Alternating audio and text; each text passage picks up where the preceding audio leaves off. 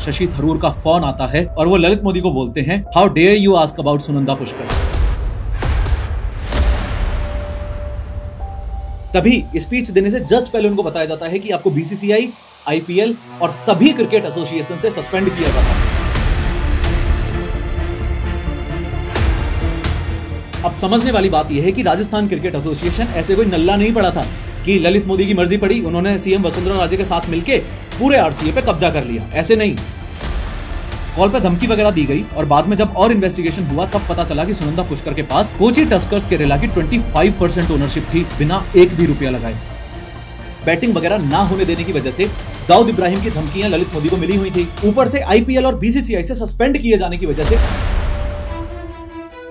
ये बात हम सब अच्छे से जानते हैं कि आईपीएल आज इतना बड़ा हो चुका है कि sponsorship revenue, media rights, ticket sales, digital streaming की व्यूअरशिप वगैरह सब मिला जुला के हजारों करोड़ रुपए इसमें इन्वॉल्व हैं। इनफैक्ट आईपीएल की brand value 12 billion US dollar से भी ज्यादा हो चुकी है। लेकिन क्या आपको पता है कि आज से 31 साल पहले जब ललित मोदी आईपीएल का आइडिया बीसीसीआई के पास लेकर गए थे, तब बीसीसीआई ने उनका ये आइडिया ही रिजेक्ट कर दिया था। ये ललित मोदी वही इंसान है जिसे आज 2025 में भी इंडियन गवर्नमेंट एक भगोड़ा मानती है। ये वही इंसान है जिन्होंने अपने देश में आईपीएल जैसी धूम मचाने वाली स्पोर्ट्स लीग को जन्म दिया। ये वही इंसान है जिनको दाऊद इब्राहिम ने जान से मारने की धमकी दी थी, इसलिए ये देश छोड़ के भाग गए और आज भी लंदन में ही रहते हैं। आज की इस वीडियो में हम आईपीएल की डिस्टर्बिंग हिस्ट्री की बात करेंगे, साथ ही साथ एक बहुत ही ज्यादा इंटरेस्टिंग स्टोरी जो आईपीएल से रिलेटेड है, यानी कि अल्ट्रा रिच बिजनेसमैन के बेटे ललित मोदी की एक नॉर्मल बिजनेसमैन से बीसीसीआई में घुस के आईपीएल लॉन्च करने तक की कहानी, उसको अच्छे से समझेंगे। लेकिन हर बार की तरह शुरू से शुरू करते हैं। बात साल 1963 की है। लगभग 62 साल पहले एक मारवाड़ी बनिया बिजनेस फैमिली में जन्म हुआ ललित मोदी का। ललित मोदी का परिवार मोदी एंटरप्राइजेस चलाता था, या आसान भाषा में यूं कह लो कि टोबैको, पान मसाला, एजुकेशन और केमिकल्स जैसी अलग अलग इंडस्ट्रीज में इनका बिजनेस था। ललित मोदी एक काफी अल्ट्रा रिच फैमिली से बिलोंग करता है और इस बात का अंदाजा इस चीज से भी लगाया जा सकता है कि उत्तर प्रदेश में एक शहर मोदी नगर ललित मोदी के दादा ने ही बसाया था। असल में मोदी नगर का नाम पहले बेगमाबाद था, लेकिन 1933 में वहां एक शुगर मिल लगा के मोदी परिवार ने उस पूरे एरिया को डेवलप किया और फिर उसका नाम बदलकर मोदी नगर रखा गया। मानना पड़ेगा कि ललित मोदी का बचपन एकदम अल्ट्रा रिच लाइफस्टाइल में गुजरा था। स्कूल में उनका एटीट्यूड थोड़ा रिबेलियस था, मतलब ज्यादा डिसिप्लिन्ड स्टूडेंट नहीं थे। इसी वजह से उनके पेरेंट्स ने डिसाइड किया कि उन्हें बोर्डिंग स्कूल भेजना चाहिए। साल 1971 में उन्हें शिमला के बिशप कॉटन स्कूल में भेज दिया गया। लेकिन क्योंकि मोदी परिवार बहुत अमीर और पावरफुल था, तो उनके फैमिली को ललित मोदी के किडनैपिंग के थ्रेट्स मिलने लगे। इस वजह से उन्हें वहां से हटाकर नैनीताल के सेंट जोसेफ्स कॉलेज में शिफ्ट कर दिया गया। ग्रेजुएशन के लिए ललित मोदी विदेश चले गए। जब वो कॉलेज के सेकंड ईयर में थे तो उन्होंने और उनके 3 दोस्तों ने मिलकर ड्रग्स खरीदने का प्लान बनाया। प्लान सिंपल था, एक मोटेल में जाकर 10,000 रुपए देकर आधा किलो ड्रग्स लेना। लेकिन जिससे डील करने गए थे वो असली ड्रग डीलर था ही नहीं, एक फ्रॉड बंदा निकला। उसने शॉटगन दिखाई, पैसे लूट लिए और भाग गया। फिर ललित मोदी और उनके दोस्तों को लगा किसी स्टूडेंट ने उनके साथ धोखा किया है, तो उन्होंने गुस्से में आकर एक बंदे को धो डाला। इसके बाद 1 मार्च 1985 को ललित मोदी अरेस्ट हो गए। चार्जेस लगे ड्रग्स पोजेशन, किडनैपिंग और असॉल्ट। केस काफी सीरियस था, लेकिन ललित मोदी को जेल नहीं हुई। इस इंसिडेंट के बाद उनके पेरेंट्स ने उन्हें वापस इंडिया बुला लिया और दुखद बात यह थी कि वो अपनी एक भी डिग्री कंप्लीट नहीं कर पाए। तभी से उनकी इमेज एक रिच ब्रैट वाली बन गई, यानी कि अमीर बाप की बिगड़ी औलाद। इंडिया वापस आकर उन्होंने फैमिली बिजनेस ज्वाइन तो किया, लेकिन उन्हें ट्रेडिशनल बिजनेस बहुत ही बोरिंग टाइप लगता था। असल में ललित मोदी का असली पैशन था ग्लैमर, मीडिया, स्पोर्ट्स, बॉलीवुड और पावर कंट्रोल। साल 1993 में ललित मोदी ने अपनी एक कंपनी शुरू की जिसका नाम था MEN, मतलब मोदी एंटरटेनमेंट नेटवर्क। ये कंपनी मेनली टीवी ब्रॉडकास्टिंग का काम करती थी। इस कंपनी का सबसे बड़ा अचीवमेंट ये था कि MEN ने वॉल्ट डिज्नी के साथ 10 साल का कॉन्ट्रैक्ट साइन किया, जिसके थ्रू उन्हें डिज्नी के टीवी शोज इंडिया में दिखाने का राइट मिल गया। इस डील की वजह से ही डिज्नी के शोज पहली बार इंडियन टीवी पर दिखना शुरू हुए थे, या यूं भी कहा जा सकता है कि ललित मोदी ही डिज्नी को इंडिया में लेकर आया था। फिर 1994 में MEN ने ESPN के साथ भी 10 ईयर का एक और बड़ा कॉन्ट्रैक्ट साइन किया, जिसका वैल्यूएशन था $975 मिलियन का। इस डील के अकॉर्डिंग MEN ने ESPN के क्रिकेट, फुटबॉल, टेनिस जैसे पॉपुलर स्पोर्ट्स कंटेंट को इंडिया में डिस्ट्रीब्यूट करना स्टार्ट किया। एक तरह से ललित मोदी ने इंडियन टीवी पे पहली बार डिज्नी कार्टून्स और ESPN स्पोर्ट्स लाकर एंटरटेनमेंट का पूरा लेवल ही ऊपर कर दिया था। साल 1994 में ललित मोदी ने एक ऐसा विजन सोचा जो उस टाइम के क्रिकेट वर्ल्ड के लिए बहुत आगे की सोच थी। उन्होंने देखा कि यूरोप में फुटबॉल लीग्स काफी पॉपुलर हैं, जैसे इंग्लिश प्रीमियर लीग, जहां सिटी बेस्ड टीम्स होती हैं, टॉप इंटरनेशनल प्लेयर्स होते हैं, मैचेस को टीवी पर लाइव दिखाया जाता है और पैसा लिटरली बरसता है। तब उनके दिमाग में एक आइडिया आया, अगर फुटबॉल में इतनी बड़ी लीग हो सकती है तो इंडिया जैसे क्रिकेट प्रेमी देश में क्यों नहीं। इसी थॉट से इंस्पायर होकर उनके दिमाग में IPL का आइडिया आया। उन्होंने सोचा क्यों ना क्रिकेट का एक ऐसा नया फॉर्मेट स्टार्ट किया जाए जिसमें हर टीम किसी सिटी या रीजन को रिप्रेजेंट करेगी। इंडियन और फॉरेन प्लेयर्स एक ही टीम में मिक्स होकर खेला करेंगे और सब कुछ टीवी पे ब्रॉडकास्ट किया जाएगा और हर एक टीम का एक प्राइवेट ओनर होगा जिससे लोग इजीली रिलेट कर पाएंगे, जैसे शाहरुख खान, प्रीति जिंटा एक्सेट्रा। इसी थॉट को मॉडिफाई करके ललित मोदी ने IPL का पूरा ब्लूप्रिंट बनाया और आज से 30 साल पहले यानी 1995 में पहली बार BCCI के सामने ललित मोदी ने आईपीएल का आइडिया पेश किया। यहाँ से आपको यह समझ आ रहा होगा कि आईपीएल असल में ललित मोदी का ही ब्रेन चाइल्ड। प्रॉब्लम यह हुई कि ललित मोदी ने जो सोचा था उसका जस्ट अपोजिट हो गया। उस समय बीसीसीआई के प्रेसिडेंट थे आई.एस. बिंद्रा और सेक्रेटरी थे जगमोहन डालमिया, और बोर्ड के ज्यादातर लोग ट्रेडिशनल क्रिकेट स्ट्रक्चर के सपोर्टर। बीसीसीआई को लगा कि प्राइवेट ओनरशिप से क्रिकेट बहुत कमर्शियलाइज हो जाएगा, प्लेयर्स के बीच लॉयल्टी का इशू होगा और पैसा और कंट्रोल बोर्ड के हाथ से निकल सकता है। इसलिए ललित मोदी का आईपीएल वाला आइडिया बीसीसीआई के द्वारा रिजेक्ट कर दिया गया। इस रिजेक्शन से ललित मोदी ने एक बहुत जरूरी बात सीखी कि सिर्फ एक पावरफुल आइडिया होना काफी नहीं होता। जब तक उस आइडिया को सिस्टम में जगह नहीं मिलती वो बस एक कागज का टुकड़ा ही है। और किसी भी सिस्टम में एंट्री लेने के लिए सबसे जरूरी होती है क्रेडिबिलिटी। ये बात सिर्फ क्रिकेट की दुनिया तक सीमित नहीं है, ये हमारी डेली लाइफ में भी सच है। सोचो कभी आपको अर्जेंटली पैसे की जरूरत पड़ जाए, चाहे पर्सनल नीड के लिए या बिजनेस के लिए, उस वक्त सिर्फ आपके पास आइडिया होना काफी नहीं है। आपको लोन मिलेगा या नहीं ये आपकी क्रेडिबिलिटी यानी क्रेडिट स्कोर पर डिपेंड करता है। अगर कभी आपका स्कोर लो हो तो भी कोई टेंशन की बात नहीं है। पैसा बाजार की क्रेडिट हेल्थ सर्विस से आप अपना स्कोर इंप्रूव कर सकते हो ताकि फ्यूचर में लोन लेना आसान हो जाए। पैसा बाजार एक ऐसा ट्रस्टेड प्लेटफॉर्म है जहां से आप 40 लाख रुपए तक का पर्सनल लोन ले सकते हो। पैसा बाजार से मिलने वाला लोन आता है 30+ आरबीआई अप्रूव्ड बैंक्स और एनबीएफसी से, मतलब पूरा प्रोसेस एकदम सेफ है। यहाँ लोन मिलता है लो इंटरेस्ट रेट्स पर, वो भी लो ईएमआई ऑप्शंस के साथ। Starting interest rate is 10.5%। Disbursal भी फास्ट है और ज्यादा पेपर वर्क का झंझट भी नहीं है। इसके अलावा पैसा बाजार पे आप अपना क्रेडिट स्कोर बिल्कुल फ्री में चेक कर सकते हो across all major credit bureaus. In fact आपको ये रिपोर्ट्स इंग्लिश, हिंदी और 5 रीजनल लैंग्वेजेस में मिलती हैं। साथ ही हर महीने व्हाट्सएप पर अपडेट्स भी मिलते हैं ताकि आप अपने स्कोर पर नजर बनाए रखो। ये सिर्फ क्रेडिट स्कोर और लोन की बात नहीं है, बात आपकी फाइनेंशियल रेपुटेशन की है। मैंने आपकी सुविधा के लिए लिंक डिस्क्रिप्शन में दिया हुआ है। अभी अपने क्रेडिट स्कोर को इंप्रूव करने की तरफ कदम बढ़ाओ। इस रिजेक्शन से ललित मोदी को एक बात तो एकदम साफ समझ आ गई थी कि जब तक वो खुद बीसीसीआई में एंट्री नहीं लेंगे तब तक उनका आईपीएल वाला आइडिया सिर्फ एक ब्लूप्रिंट ही बन के रह जाएगा। अब यहाँ से ललित मोदी की कहानी एक नया ट्विस्ट लेती है और उनका बीसीसीआई में एंट्री लेने का प्लान कितना इंटरेस्टिंग है ध्यान से सुनना। सबसे पहले तो इस बात को अच्छे से समझो कि अपने देश में सभी स्टेट्स के अपने अपने क्रिकेट एसोसिएशंस होते हैं और उन एसोसिएशंस का जो हेड होता है वो बीसीसीआई का मेंबर होता है। इसका मतलब ये हुआ कि अगर ललित मोदी किसी भी स्टेट क्रिकेट एसोसिएशन के हेड बन जाएं तो वो ऑटोमेटिकली ही बीसीसीआई के मेंबर बन जाएंगे। किसी भी स्टेट का क्रिकेट एसोसिएशन उस स्टेट की ऑफिशियल क्रिकेट गवर्निंग बॉडी होती है जो उस स्टेट के अंदर होने वाले क्रिकेट मैचेस, टूर्नामेंट्स और प्लेयर्स को मैनेज करती है। किसी भी स्टेट का क्रिकेट एसोसिएशन उस पर्टिकुलर स्टेट के अंदर क्रिकेट ऑर्गेनाइज करवाता है, मैचेस करवाता है, प्लेयर्स का ध्यान रखता है, कोचिंग और ट्रेनिंग का ध्यान रखता है एंड मोस्ट इंपोर्टेंटली ग्राउंड्स वगैरह भी मेंटेन करता है। अब ललित मोदी काफी सारे स्टेट्स क्रिकेट एसोसिएशन के मेंबर तो थे लेकिन किसी भी स्टेट क्रिकेट एसोसिएशन के हेड नहीं थे। ध्यान दो, बीसीसीआई का मेंबर बनने के लिए किसी भी स्टेट क्रिकेट एसोसिएशन का हेड बनना पड़ेगा, सिर्फ मेंबर बनने से काम नहीं चलेगा। अब ललित मोदी के साथ दिक्कत यह थी कि वो Goa cricket association, Himachal Pradesh cricket association, Orissa cricket association के मेंबर्स तो थे लेकिन किसी भी एसोसिएशन के हेड नहीं बन पा रहे थे। फिर ललित मोदी ने अपना निशाना बनाया राजस्थान क्रिकेट एसोसिएशन को। असल में बात 2003 की है। 1 दिसंबर 2003 को वसुंधरा राजे राजस्थान की चीफ मिनिस्टर बनती हैं। ध्यान दो कि वसुंधरा राजे और ललित मोदी दोनों के पास्ट में काफी अच्छे फैमिली रिलेशंस रहे थे, इसलिए इनके बीच काफी सॉलिड कनेक्शंस थे। 1 दिसंबर 2003 को वसुंधरा राजे सीएम बनी और 3 दिन बाद 4 दिसंबर 2003 को हुई सेलिब्रेशन पार्टी में उन्होंने कई इलीट क्लास लोगों को इन्वाइट किया था जिनमें से एक ललित मोदी भी थे। ये दिसंबर 2003 का ही दिन था जब ललित मोदी ने यह डिसाइड किया कि राजस्थान क्रिकेट एसोसिएशन ही पूरे इंडिया में वो क्रिकेट एसोसिएशन है जिस पे ललित मोदी को कब्जा करना था, क्योंकि जिस स्टेट की चीफ मिनिस्टर के साथ ही आपकी अच्छी दोस्ती हो उस स्टेट के क्रिकेट एसोसिएशन के हेड बनने में 10 गुना ज्यादा आसानी होगी। अब समझने वाली बात यह है कि राजस्थान क्रिकेट एसोसिएशन ऐसे कोई नल्ला नहीं पड़ा था कि ललित मोदी की मर्जी पड़ी उन्होंने सीएम वसुंधरा राजे के साथ मिलकर पूरे आरसीए पे कब्जा कर लिया, ऐसे नहीं। असल में राजस्थान क्रिकेट एसोसिएशन पर पहले से ही एक परिवार का कब्जा था, रुंगटा फैमिली। इस एसोसिएशन की शुरुआत 1931 में हुई थी और उस वक्त इसका नाम था राजपूताना क्रिकेट एसोसिएशन। 1956 के बाद जब राजस्थान स्टेट बना तब इसका नाम चेंज करके राजस्थान क्रिकेट एसोसिएशन रखा गया। बाकी सभी स्टेट्स क्रिकेट एसोसिएशंस की तरह ही ये भी बीसीसीआई से एफिलिएटेड है, मतलब बीसीसीआई के रूल्स को फॉलो करता है और बीसीसीआई से ही फंडिंग लेता है। रुंगटा फैमिली की मोनोपोली तोड़ने के लिए वसुंधरा राजे ने साल 2005 में एक नया एक्ट पास करवाया, राजस्थान स्पोर्ट्स एक्ट। इस एक्ट के पास होते ही राजस्थान क्रिकेट एसोसिएशन का प्रेसिडेंट सेलेक्ट करने के लिए जो इलेक्शंस होते थे उनमें डेमोक्रेसी आ गई और इससे ललित मोदी को बहुत बड़ा फायदा हुआ। ये एक्ट रुंगटा फैमिली के खिलाफ एक पॉलिटिकल मूव था और उन्होंने इसका सुप्रीम कोर्ट तक विरोध किया था। एक्ट पास होने के बाद इलेक्शंस हुए और इलेक्शंस में ललित मोदी राजस्थान क्रिकेट एसोसिएशन के हेड बन गए। और यह बात तो मैं आपको ऑलरेडी बता चुका हूं कि अगर कोई भी मेंबर किसी स्टेट क्रिकेट एसोसिएशन का हेड बन जाता है तो वो ऑटोमेटिकली बीसीसीआई का मेंबर बन जाएगा। यहाँ तक आपको एक बात अच्छे से क्लियर हो जानी चाहिए कि अब तक Lalit Modi state level cricket politics को अच्छे से मास्टर कर चुके थे और अब उनका अगला टारगेट था नेशनल लेवल क्रिकेट पॉलिटिक्स को मास्टर करना। ललित मोदी अब तक बीसीसीआई के मेंबर तो बन चुके थे,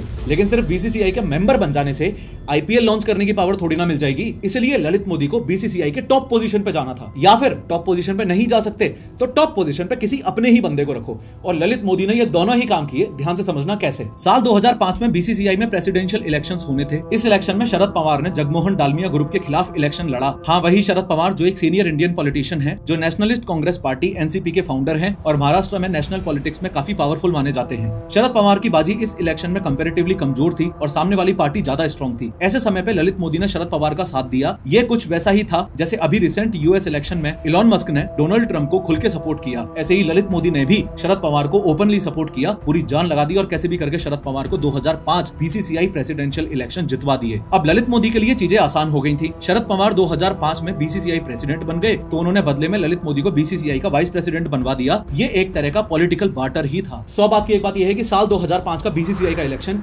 इंडियन क्रिकेट पॉलिटिक्स का बहुत बड़ा टर्निंग पॉइंट था। बीसीसीआई का प्रेसिडेंट भी ललित मोदी का खास था और ललित मोदी खुद भी बीसीसीआई के वाइस प्रेसिडेंट बन चुके थे।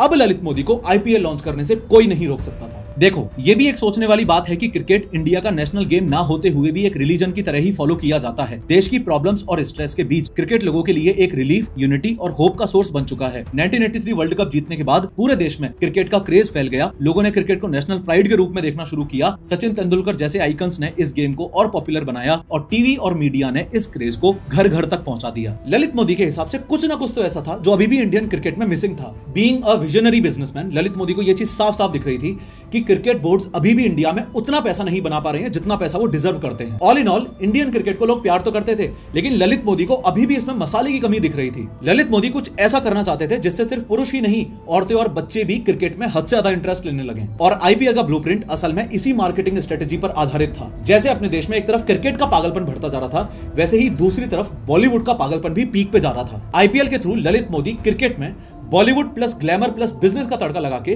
उसको कमर्शियल अपील देके देश में और ज्यादा फैलाना चाहते थे। आईपीएल एक टी20 फॉर्मेट का गेम होने वाला था और टी20 फॉर्मेट में उस समय लोगों को ज्यादा इंटरेस्ट था नहीं। आईपीएल का टी20 होने का कॉन्सेप्ट आईपीएल के लॉन्च होने में एक बाधा बन रहा था और ललित मोदी की श्योरिटी कम होती जा रही थी कि आईपीएल चलेगा कि नहीं। तभी 19 सितंबर 2007 को युवराज सिंह ने तहलका मचा दिया। स्टुअर्ट बोर्ड के सामने युवराज सिंह ने 2007 आईसीसी टी20 वर्ल्ड कप में 6 बॉल पे 6 छक्के जड़ दिए और इंडिया ने 2007 में पहला आईसीसी टी20 वर्ल्ड कप भी जीत लिया था। अब इस टी20 वर्ल्ड कप की जीत ने इंडिया में टी20 फॉर्मेट का क्रेज और ज्यादा बढ़ा दिया था। ललित मोदी ने इसी मोमेंटम का फायदा उठाया। उन्होंने सोचा जब पूरे देश पे ही टी20 फॉर्मेट का बुखार चढ़ा हुआ है, उस समय पे ग्लैमरस लीग अनाउंस की जाए तो पब्लिक और स्पॉन्सर्स दोनों ही अट्रैक्ट होंगे। इसलिए इंडिया की जीत के बाद का माहौल देश में एकदम परफेक्ट था और उसी समय का फायदा उठा के ललित मोदी ने आईपीएल का अनाउंसमेंट कर दिया। इस अनाउंसमेंट से लेकर चिन्नास्वामी स्टेडियम बेंगलोर में साल 2008 में आईपीएल का पहला मैच होने तक का सफर ललित मोदी के लिए काफी स्ट्रेसफुल रहा। पूरे आईपीएल के स्ट्रक्चर को फाइनल डिजाइन देकर बीसीसीआई से अप्रूव करवाना, city based teams, auction model, salary, foreign players quota, ये सब करवाना, क्रिकेट में पहली बार चीयर लीडर्स का आइडिया इंट्रोड्यूस करवाना, क्रिकेट में सबसे पहली बार ऑरेंज कैप्स और पर्पल कैप्स का कॉन्सेप्ट लेकर आना, टीम बिडिंग और फ्रेंचाइजी सेल करवाना, बॉलीवुड सेलिब्रिटीज और विजय माल्या, मुकेश अंबानी एक्सेट्रा को ऑन बोर्ड करके टीम खरीदवाना, प्लेयर्स के auctions, sponsorships, broadcasters, advertisers etcetera etcetera बहुत कुछ था। क्योंकि ललित मोदी ने सिर्फ एक क्रिकेट लीग नहीं बनाई, उन्होंने स्पोर्ट्स, एंटरटेनमेंट और बिजनेस को मिक्स करके एक ब्रांड बनाया आईपीएल। और ये सब विद इन 8 मंथ्स में हुआ from idea to execution, which is nothing short of historic. Historic तो आईपीएल का सबसे पहला मैच भी रहा। ललित मोदी खुद बोलते हैं कि मैं आईपीएल ब्रेंडन मैकुलम को डेडिकेट करता हूँ। I dedicated the IPL to